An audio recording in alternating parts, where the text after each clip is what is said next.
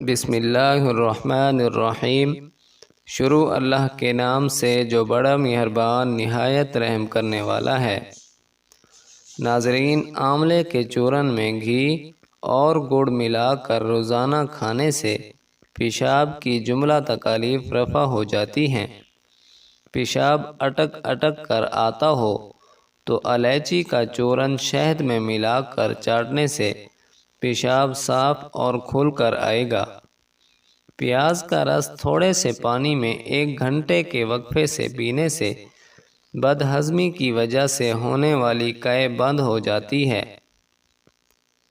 سفید پیاز کے رس میں شکر ڈال کر پینے سے تیزابیت کا خاتمہ ہو جاتا ہے۔ اناناس کے کتلے پر شکر اور کالی مرچ چھڑک کر کھانے سے تیزابیت دور ہو جاتی ہے۔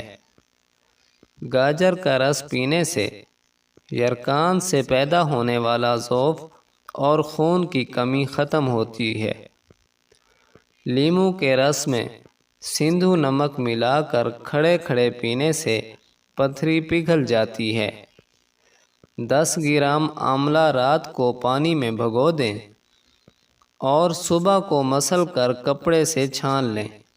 اس پانی میں ادرک اور رس 1 چمچ اور شکر 1 چمچ ملا کر شربت تیار کر لیں۔ یہ شربت صبح و شام پینے سے بار بار کے پیشاب سے نجات مل جاتی ہے۔ گائے کے دودھ کی چھاچھ میں سندھو نمک ڈال کر کھڑے کھڑے روزانہ صبح 21 دن تک پینے سے پتھری پیشاب کے راستے خارج ہو جاتی ہیں اور آرام آ جاتا ہے۔ پرانا گڑ اور ہلدی چھاچھ میں ملا کر پینے سے پتھری پگھل جاتی ہے۔ شہد کے ساتھ پکے ہوئے کیلے کھانے سے یرقان میں افاقہ ہوتا ہے۔ ہینگ کو پانی میں رگڑ کر آنکھ میں لگانے سے یرقان میں افاقہ ہوتا ہے۔ سفید پیاز کے رس میں شکر ڈال کر پینے سے تیزابیت کا خاتمہ ہو جاتا ہے۔ گرم پانی میں ادرک کا رس 1 چمچ، لیموں کا رس 1 چمچ اور شہد 2 چمچ ملا کر پینے سے قبض دور ہو جاتا ہے۔ سیاہ کشمش رات کو ٹھنڈے پانی میں بھگوئیں۔